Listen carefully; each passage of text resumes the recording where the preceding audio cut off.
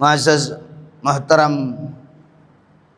برادران ملت اسلامیہ اور دیگر دوستو، السلام علیکم ورحمۃ اللہ وبرکاتہ۔ آج کچھ اہم مسائل پر جو نیو جنریشن کے جو اذہان میں جو مختلف جو سوالات ہے اس کا تحلل کے لیے کچھ رائے خیال اور کچھ سوال اور اس کا جواب میں آپ کے سامنے پیش کرتا ہوں۔ ہمارے جو طالب علم ہیں، اسکول ایجوکیشن کے جو بچے ہیں، وہ اب ہائر تعلیم کے بعد پھر وہ کالج میں یونیورسٹی میں پڑھنے جاتے ہیں، اور یہی جو مسائل جو موجودہ سوشل میڈیا کے ذریعے دین کو پڑھنے کی کوشش کرنے والے طالب حضرات کا سامنے بھی یہ پیچیدہ ماحول ہے۔ جب وہ سمجھدار ہوتے ہیں، جب ہم بنیادی تعلیم لیتے ہیں اسکول اور کالج سے، تو ہمیں فکر ذہن چلانے کو، سمجھنے کو اور اس کی وجوہات، سبب کیا ہیں تلاش کرنے کے ذہن آ جاتے ہیں، اس کی وجہ کیا ہے۔ ہر وہ بچے کا اندر ایک قابلیت پیدا ہوتی ہے۔ جب وہ بنیادی تعلیم سے جب پرے رہتے ہیں، پھر وہ کالج میں یا یونیورسٹی میں پڑھتے ہیں، تو ان کے سامنے بڑی چنوتیاں ہیں۔ وہاں بہت سارے جو دیگر فرقہ واری تعلق رکھنے والے الگ الگ فرقے کے بچے ہوتے ہیں، ان کے جو فرقے ذہن وہاں آپس میں شیئر کرتے ہیں، تو بہت سارے۔ اب یہ جو بچے جو اپنے کسی قصبے میں یا قریے میں یا کسی شہر میں رہتے تھے، لیکن بنیادی تعلیم سے وہ خالی تھے، اس وجہ سے اس کو بنیادی ڈھانچہ اس کے زندگی میں نہیں رہا۔ دین کے بنیادی ڈھانچہ کیا ہے، عقائد کیا ہونا چاہیے، اس کے بارے میں اس کے پاس علم نہیں رہا۔ اب جو خالص اذہان کا بچہ ہے، جو ذہن اسکول سے ملے گا، کالج سے جو یونیورسٹی ملے گا، اس کے ساتھ اگر ایک آدھ قرآن و آیات اگر سامنے ساتھ میں پیش کریں گے تو بچے کے ذہن میں لگے گا ارے صحیح کہہ رہی ہے۔ تو یہ بچے جب یہاں سے چلے جاتے اس کالج میں یا یونیورسٹی میں، وہ اپنا ذہن تبدیل کرتے ہیں، کہتے ہمارے اعلی قریے والے کو یا ہمارے علماءوں کو اس کے بارے میں مزید علم نہیں ہے کہ ہم پڑھنے اور سمجھنے والے لوگ ہیں جو ہم سوچتے ہیں، ایسے علماء نہیں سوچ پا رہے ہیں۔ یہ بقاعد تو یہ صحیح رہے، یہ قرآن بھی بول رہے اور حدیث بھی بول رہے۔ یہ موجودہ دور کا ایک بڑی پریشانیاں ہے ہمارے بچوں میں، بنیادی تعلیم کی کمی ہے۔ یہاں ہمیں سبھی علاقوں میں بنیادی تعلیم بڑھانے کی کوشش کرنا، امت مسلمہ میں، سنیوں میں جو بنیادی تعلیم ہے وہ سب قریوں میں، قصبوں میں، ہر کہیں ہونا چاہیے۔ ہر ہمارے قوم کا بچے جو ہے بنیادی تعلیم سے آراستہ ہونا چاہیے۔ اس کی وجہ تو ہوگا کیا، جب وہ سمجھدار ہونے لگتا ہے یا شہر میں چلے جاتے ہیں یا کالج یونیورسٹی میں چلے جاتے ہیں، ان کے جو افکار خیالات میں تبدیل ہونے لگتا ہے۔ وہ سوچتے ہیں یہ ہمارے لوگوں کو یہ نہیں پتہ ہے۔ یہ ہمیں بنیادی تعلیم کی کمی کی وجہ سے۔ شیخ ابو بکر مدد اللہ علی کے ارادے میں ہے پورے بھارت میں اسلامی بنیادی تعلیم تمام اہل سنت کے علاقے میں ترویج کرنے کو۔ ہم سبھی لوگ اسے متفق رہیں اور ساتھ دیں، اسے پورے علاقے میں اور پورے بھارت میں اسے اشاعت کرنے میں ہم سب معاونت کریں، تو ہم آئندہ ایک بہتر اہل سنت والجماعت کے ایک نیو جنریشن ہم پیدا کر سکتے ہیں۔ جب وہاں نئے فکر والوں سے جب رابطہ کرتے ہیں تو ان کے ذہن میں بہت سارے سوالات اٹھتے ہیں۔ اب وہاں ان سوال کو جواب دینے والا کون ہے؟ وہ جو لیکچر دینے والا وہ اس سوال کو جواب دینے نہیں بیٹھے ہیں، وہ اپنے جو تعلیم جو اپنے جو اسکول کی جو آپ ڈگری میں ہم لینے چاہ رہے ہیں اس گروپ کے یا سائنس ہو، آرٹس ہو یا کوئی اور گروپ ہو، اسے حل کرنے کے لیے وہاں جو ماسٹر ہے۔ اب یہ کچھ لوگ ہیں آج کل جو پروفیسر بن کے بھی جو نئے خیالات کے لوگ ہوتے ہیں، وہ اپنے بچے کو اپنے طرف مائل کر دیتے ہیں، وہ اپنے خیال سے بچے کو تبدیل کرتے ہیں۔ اب یہ کالج میں پڑھنے والا وہ لڑکا وہ اپنے جدید خیالات کے ساتھ وہ لوٹ کر آ جاتا ہے۔ دوسری طرف سوشل میڈیا میں فکروں کی ہجوم ہے، وہاں بھی بڑی ہجوم ہے۔ یہ بھی بڑی مصیبت بھی ہے، فائدہ جتنا ہے اس سے بھی مزید مصیبت ہے۔ ہم دیکھتے ہیں تو اسلام پڑھانے والا، اسلام اتنے پڑھانے والے ہیں، کسی کو یہ نہیں پتہ چلتا یہ کون سا فرقے سے رابطہ ہے، یہ سنی ہے، غیر سنی ہے، صحیح ہے، نہیں ہے۔ سب کہتے ہیں قرآن، سب کہتے ہیں حدیث، سب کا دلیل قرآن، سب کا دلیل حدیث۔ ہم کرے کیا ہے؟ وہ بھی روک کے تقریر نصیحت دیتے ہیں، اپنے علماء بھی روک کے تقریر نصیحت دیتے ہیں۔ ہم کشمکش میں ہیں، ہمیں پتہ نہیں چلتا ہم کس عقیدے پر جانا ہے۔ وہ بھی صحیح کہہ رہے ہیں، یہ بھی صحیح کہہ رہے ہیں، سب صحیح کہہ رہے ہیں۔ ایک فکری ہجوم وہاں چل رہی ہے۔ یہ بھی ایک چنوتی سے کم نہیں. اسے کیسا ہم تحلیل کریں, اس کے جواب ہم تلاشنے کی کوشش کرتے. ہر کوئی حوالہ اپنے اپنے فکر کو جب ترجیح دیتا, حوالہ کس سے دیتا ہے؟ قرآن سے. چاہے وہ کوئی بھی فکر والا ہو, ہم انہیں جہنمی قرار دے دے, وہ کافر بولے, کچھ بھی بولے, وہ پڑھیں گے قرآن, وہ پڑھیں گے حدیث. اب ہمارے مولانا بھی پڑھتے قرآن و حدیث, یہ مولانا بھی پڑھتے قرآن حدیث. اب ہمیں اس سے بیچ میں امتیاز کیسے کر سکتے ہیں؟ وہ قرآن حدیث پڑھ کے جہنم کی طرف بلا رہے ہیں تو مولانا گا رہے ہیں, ہمیں تو لگ رہا ہے اس سے گا رہے ہیں, ہر کسی کو لگ رہا ہے اس سے گا رہے ہیں. یہ بھی تو قرآن پڑھ رہے ہیں, یہ بھی تو حدیث پڑھ رہے ہیں. پیچیدہ ماحول یہاں بھی ہے. کچھ نیا یہ بھی ہیں, وہ کہتے ہیں ہم یہ فرقوں میں نہیں ہیں, یہ کوئی سنی ہے, یہ وہ ہے, یہ دیوبندی ہے, یہ وہ ہے, ہم ان میں جھگڑوں میں نہیں ہیں, ہم بس قرآن مانیں گے, حدیث اللہ اور رسول کا مانیں گے. یہ اس سے بھی خطرناک ہے کہ فرقہ ہی تو ہے. اب یہ بنیں گے بھی تو فرقہ ہے نا, جب نیا بنے گا ہے نا, تو یہ بھی تو ایک فرقہ ہے. یہ کون سا ہے آپ بتائیں, یہ بتائیں یہ کون سا ہے. پھر یہ بولا ہم جھگڑے میں نہیں. جو جھگڑے میں نہیں آپ کیسے کرتے؟ یا تو آپ جھگڑے میں حق کا ساتھ رہو یا باطل کا ساتھ رہو. جھگڑے میں نہیں کا مطلب کیا میرے سمجھ میں نہیں آتا. نیا جھگڑا ہے, پہلے ایک جھگڑا کر رہے تھے, ان میں کچھ وابستگان تھے, کچھ ان کے برعکس مناکسین, ان کے مخالفین تھے, دو جھگڑا تھے. اب ایک نیا جھگڑا ابھر کا آیا, بولا ہم ان دونوں میں نہیں ہیں, تیسرا آ گیا. یہ بھی تو مصیبت ہے. یا تو آپ یہ بولتے ان میں صحیح کون ہے, یہ ہے وہ ہے, آپ کو نہیں یہ پتا ہے نا وہ پتا, آپ تیسرا ہے نا, نقصان اور کر رہے نا. ہم کرے کیا؟ ہم اسے جائیں اسے جائیں اس میں جائیں. اسی طرح فکر عقائد میں بھی ہے, کہتے ہیں ہم یار ان جھگڑوں میں نہیں, سنی دیوبندی ابھی کیا ہے تماشا. پھر آپ کون سا تماشا کریں گے؟ ابھی نیا تماشا کر کے آپ نیا بنا کے آپ نیا تماشا کریں گے نا. ابھی ہمارے غیر ملک میں کوئی اٹھاتا پتہ نہیں, مجھے وابستانی میں نہ سنتا ہوں, نیا جدید خیال والا ہے, جدید, وہ کسی میں بھی نہیں, کسی میں بھی نہیں تو پھر پکا ہے, بالکل گمراہ کا اول ہے وہ. کسی میں کیوں نہیں وہ؟ یہ پہلے سے دن حضور علیہ الصلوۃ والسلام کا زمانے میں اسلام ہے, تو کسی میں نہیں تو اس اسلام میں ہی نہیں وہ. پھر اس اسلام میں ہم کیوں جائیں جو اسلام میں ہی نہیں ہے, ان کے ساتھ ہم چلیں؟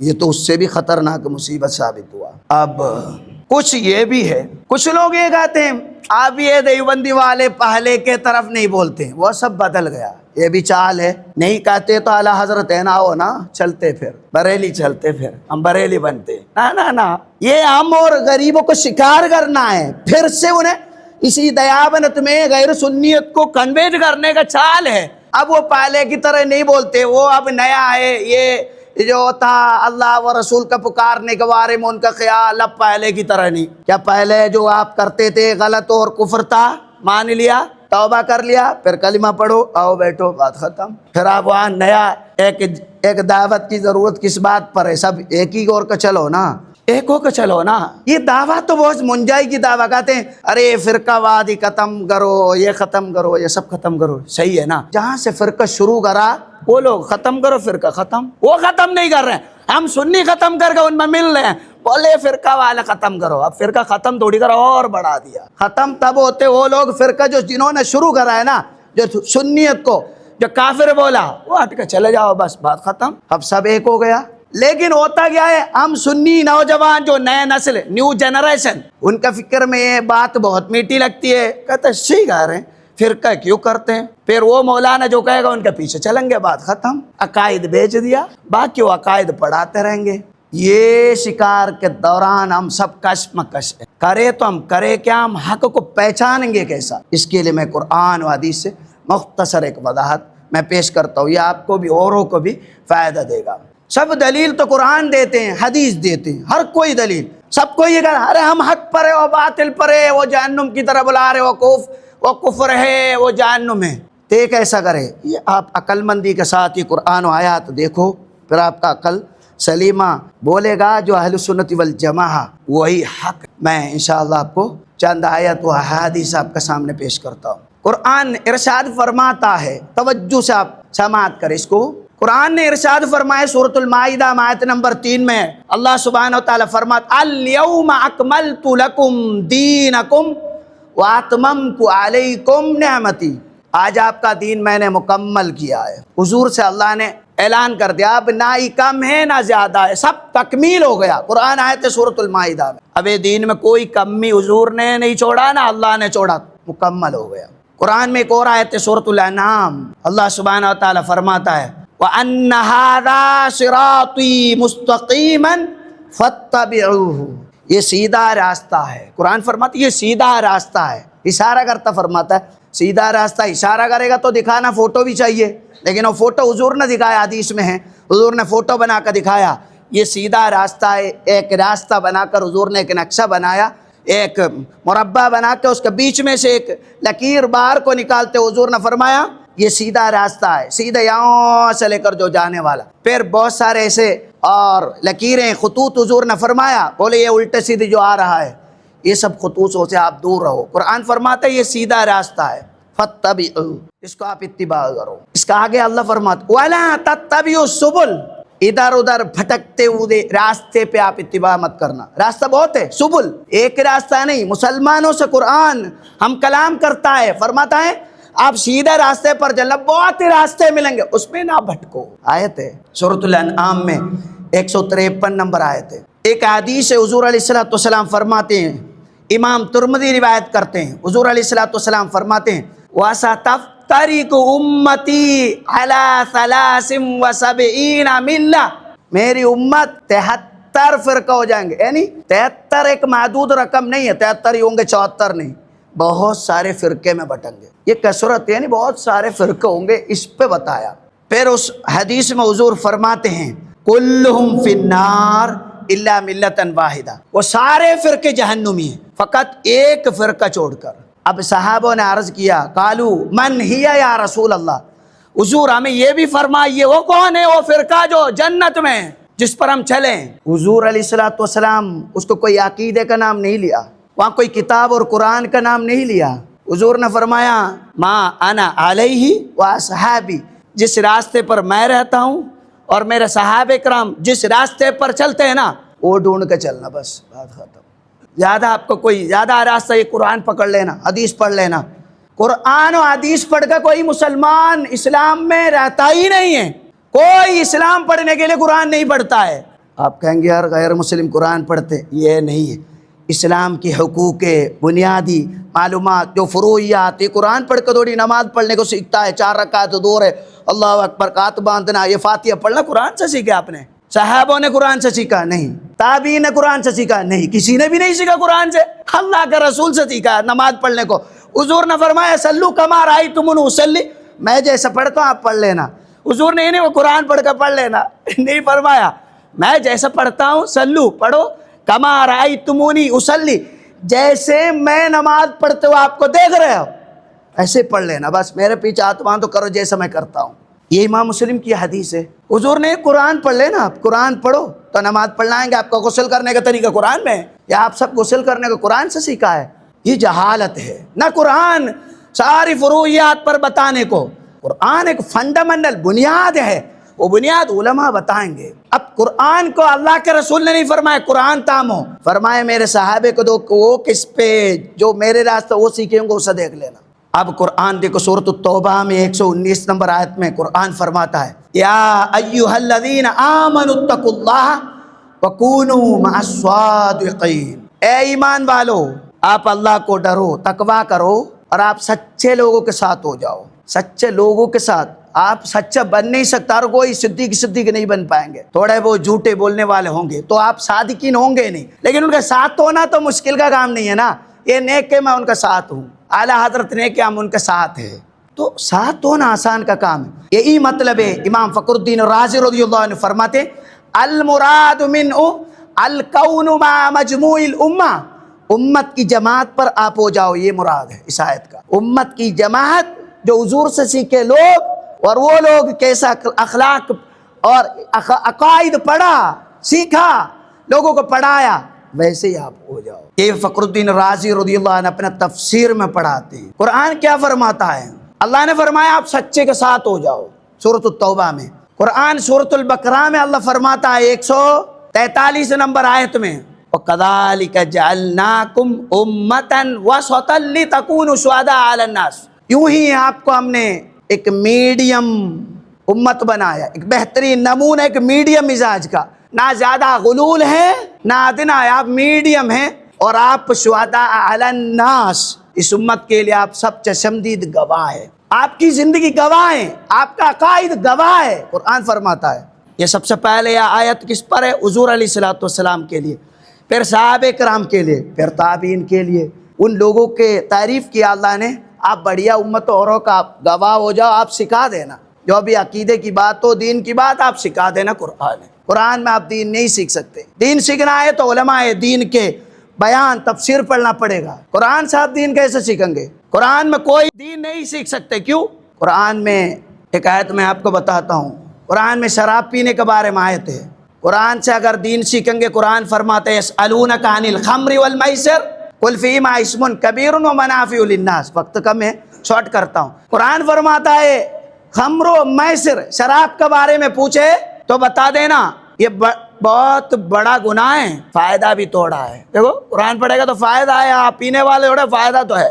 دیکھو قرآن میں آیت ہے سورۃ البقرہ میں، آپ قرآن سے دین پڑھ رہے ہو، ایک اور آیت میں اللہ فرماتا ہے قرآن میں شراب کے بارے میں، یا ایھا الذین آمنوا لا تقربوا الصلاۃ وانتم سکارا، ایمان والو آپ نماز کے قریب مت ہو جانا شراب پیتے۔ نماز نہیں پڑھتے ہو پی لو، آپ قرآن سے دین پڑھ رہے نا، اب یعنی اس کا مطلب یہ ہوا نماز پڑھتے ہوئے شراب مت پیو باہر جا کے، کیونکہ آپ قرآن سے دین ڈھونڈ رہے نا، تو قرآن تو یہ سکھا رہا ہے نا شراب تھوڑا پی لو، یہ اس کا معنی یہ ہے۔ یہ آپ کی کم علمی، آپ کی دناہت، اسلام سمجھنے کا جو طریقہ غلط آپ نے چن لیا، اس کی جو نتیجہ ہے۔ قرآن اس کے بارے میں آ کر فرمائے سورۃ المائدہ میں، یا ایھا الذین آمنوا انما الخمر والمیسر، یہ جو شراب ہے، یہ جو جوار یہ سب باتیں قرآن فرماتے یہ شیطان کا کام ہے۔ اب ایک آیت میں یہ ہے جو آدمی قرآن سے دین پڑھتا ہے وہ کیا سوچے گا، یہاں یہ فرما رہے، وہاں وہ فرما رہے، وہاں اور فرما رہے، تو شراب تو تھوڑا تھوڑا تو پی لے، یہ معنی نہیں ہے۔ جب وہاں جو مکے میں شراب پینے والے ہی تھے تب ان کے شراب چھٹانا تھا قرآن کو، تو ان سے ایک دم اگر شراب کو چھوڑنے کا بولے وہ شراب نہ چھوڑتے، تو قرآن پہلے بولا یہ فائدہ تو کم ہے، یہ مانا تھا۔ اب جو قرآن دیکھ کے دینہ پڑھنے والا کیا سوچے گا، شراب پی لو۔ پھر دوسرے مرحلے میں آیت آیا ان شرابیوں کو ہٹانے کے لیے، اور یہ پہلے مرحلے یہ آیت آئی تھی کہ نماز پڑھتے ہو شراب مت پی لو، کیونکہ وہ شراب ہی پیتے تھے، بڑے بڑے ڈرم پیتے تھے، تو بولا نماز پڑھتے ہو کم سے کم چھوڑو۔ اب ان کا مزاج تھوڑا صحیح ہو گیا، پھر اللہ نے فرمایا نماز اور یہ شراب پینے میں فائدہ نہیں، نقصان زیادہ ہے، پھر وہ سمجھ لیا، پھر اللہ نے تیسرے مت پیو شیطان کا کام ہے۔ دیکھو اب آپ قرآن پڑھیں گے تو شراب پینا پڑے گا، تھوڑا تھوڑا پی لو، نماز پڑھتے نہیں تو کوئی بات نہیں قرآن میں، تو کہتے تو دماغ یہ کر رہا ہے نا قرآن سے بڑھ کر کوئی کتاب ہے۔ اب جو نیا جنریشن ان کے سامنے یہی سوال ہے کہ وہ کالج میں پہنچتا ہے، اس سے پوچھتے ہیں میلاد النبی کو قرآن میں ہے؟ قرآن میں شراب پینے کو تو ہے نا، تو پھر تو ان سے بولو نا پھر پی لیں۔ میلاد النبی کا پوچھتا ہے قرآن میں ہے، ڈھیر سارے ہم نے بول بھی دیا، الگ بات ہے۔ میں کہہ رہا یہ جو بدیع ذہن والے جو بچے، خالص ذہن بچے جب کالج میں پہنچ جاتے ہیں، ان کے سامنے پیش آنے والا سوال قرآن میں ہے، وہ حیرت زدہ ہے، سرگرداں، ارے سوال قرآن بڑی کتاب ہے، قرآن میں تو اس کا مطلب قرآن میں نہیں ہے مت کرو۔ اب اسے میں نے جواب دیا قرآن میں دین کے کوئی بات اور پورے طور پر نہیں بتائے، وہ علماء بتانے کے لیے قرآن ان سے بات کیا۔ قرآن جو بھی بات وہ بڑے سے نبی ہو سکی اور صاحب ہو سکی اور ان جیسے بڑھورے سکی، وہ اپنا کام انجام دے رہے ہیں، دے دیا ہے اب تک، اس لیے بولا اکملت لکم دینکم، یہ دین پورا ہے، آپ کا اچھا نہیں، پورا ہے، مکمل ہو چکا ہے۔ قرآن میں اللہ نے فرمایا آپ بہتر امت ہو، آپ کو دیکھ کے دوسرے لوگ فالو کریں گے، آپ بڑھیا عمل کرو، ہمارے دلیل، ہمارا عقیدہ، ہمارے اپنے اسلاف کا عقیدہ ہے، وہ بڑھیا رہے، ہم بھی بڑھیا۔ یہ قرآن ایک اور آیت میں فرماتے ہیں کنتم خیر امہ، اے امت مسلم آپ بہتر بڑھیا امت ہو، نیک امت ہو، اخرجت للناس، آپ کو لوگوں کے لیے بھیجا گیا، پھر فرمایا آپ بڑھئے لوگ ہیں، تامرون بالمعروف، نیکی لوگوں کا آپ بتاؤ گے۔ یہ نیک قوم کا اللہ نے کیا کام دیا، لوگوں کو نیک آپ بتاؤ گے، آپ سمجھدار ہیں، نبی سے سیکھیں، صحابوں سے سیکھیں اور تابعین سے سیکھیں، اسلاف سے سیکھیں، علماء سے سیکھیں، آپ بتائیں گے اور برائی کو آپ روکیں گے۔ قرآن ہی نہیں فرمایا قرآن دے کا آپ رک جاؤ، یہ غلط فہمی ہے۔ قرآن فرماتا ہے، کیا فرماتا ہے؟ قرآن اس عقیدے کو تائید کرتے ہوئے یہ سورۃ آل عمران کی آیت ہے، کنتم خیر امہ، آل عمران 110 نمبر آیت ہے۔ پھر قرآن فرماتا ہے وَمَن یُطِعِ اللَّهَ وَالرَّسُولَ، جو لوگ اللہ کو مانتا ہے، اللہ کو جو لوگ مانتے ہیں، اور رسول جو نبی کو مانتے ہیں فَأُولَٰئِكَ مَعَ الَّذِينَ أَنْعَمَ اللَّهُ عَلَيْهِمْ مِنَ النَّبِيِّينَ وَالصِّدِّيقِينَ وَالشُّهَدَاءِ وَالصَّالِحِينَ۔ قرآن میں سورۃ النساء میں 69 نمبر آیت میں اللہ فرماتا ہے جو اللہ و رسول کی اطاعت کرتے ہیں وہ اللہ نے نعمت کردہ ان لوگوں کے ساتھ ہے جو انبیاء کرام کے ساتھ ہے، وہ لوگ صدیقین کے ساتھ ہے، وہ شہداؤں کے ساتھ ہے، وہ صالحین کے ساتھ ہے۔ اللہ کو ماننے والا، جو نبی کو ماننے والے، جو صحابہ کرام، وہ ان بڑیروں کے ساتھ جنت میں ہوں گے۔ اسی قرآن ہمیں کیا سکھایا؟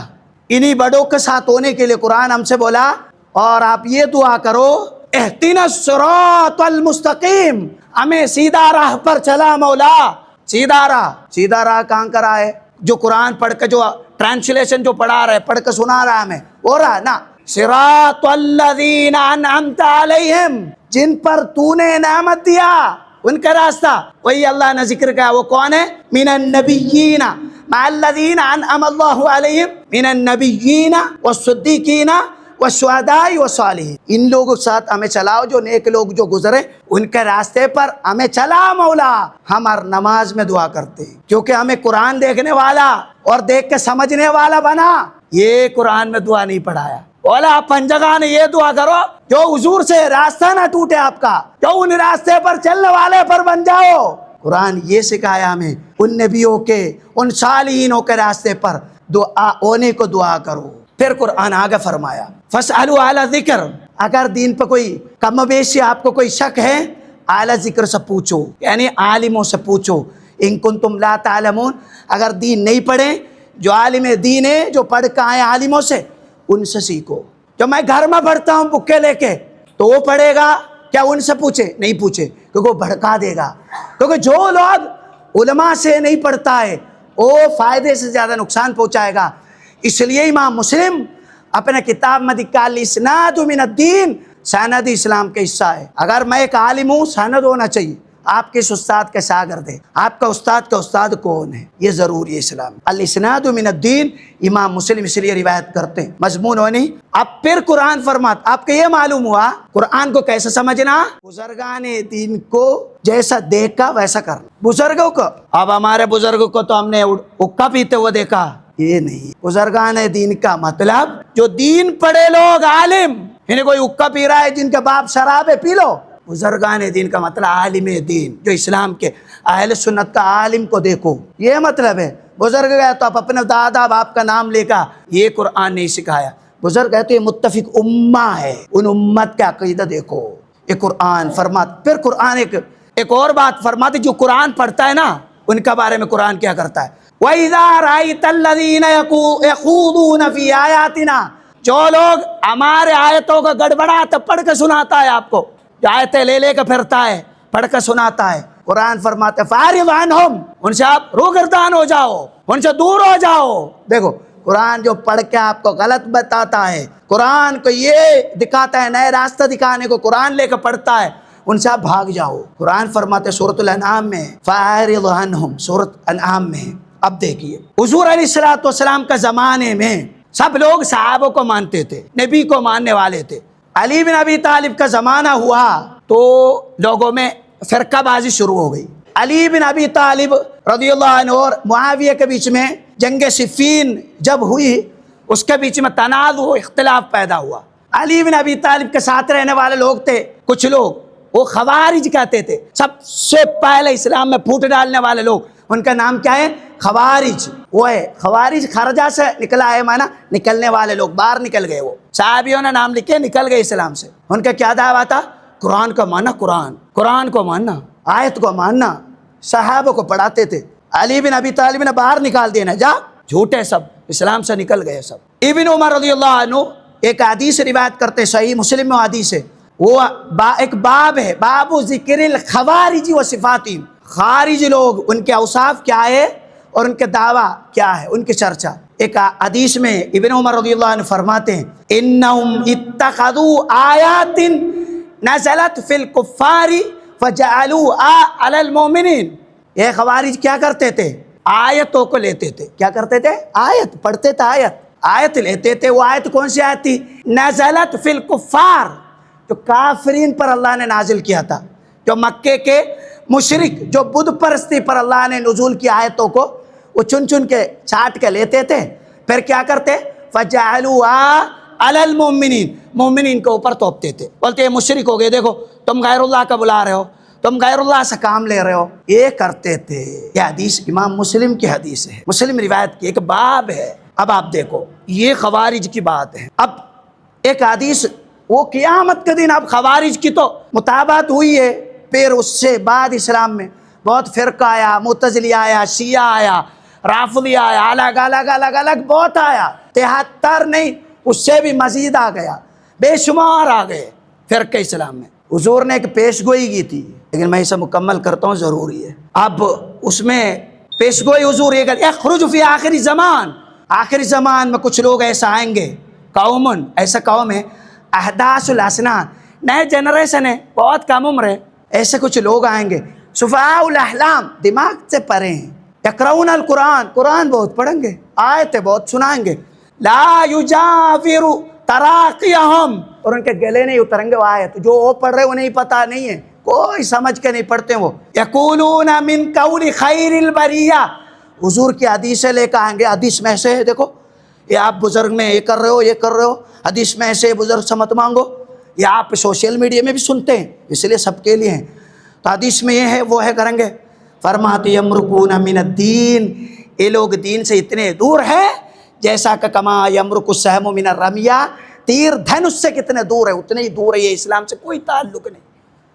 دیکھو آپ جو حضور کا زمانے میں علی بن ابی طالب کا زمانے کا خوارج وہ کیا کرتے تھے؟ آیت پڑھتے تھے۔ اب جو لوگ غیر سنی وہ کیا پڑھتے ہیں؟ آیت پڑھتے ہیں، وہ بزرگ کو نہیں مانتے ہیں۔ جو لوگ اپنے صحابہ کرام، تابعین، تبع التابعین، جو اسلاف علماء کرام، انہیں نہیں مانتا ہے وہ اہدنا الصراط المستقیم میں نہیں رہے گا۔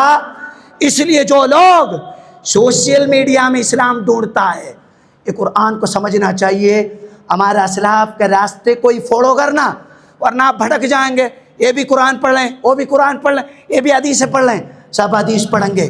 اس لیے علی بن ابی طالب، امام غزالی فرماتے ہیں آپ پہلے حق کو سمجھو پھر آدمی کو دیکھو، آدمی کو دیکھو، حق مت سمجھو، اور یہ بڑھیا لگ رہے ہے مولانا کی تعریف مت دیکھو، پہلے حق سمجھو پھر آدمی کو دیکھو۔ کبھی کبھی اچھی داڑھی والا بھی جھوٹ بول سکتا ہے، اس لیے آدمی کو مت دیکھو، حق پہلے پڑھو پھر آدمی کو دیکھ کر آپ حق اور برائی کو سمجھو۔ وقت کی لا فراغی پہ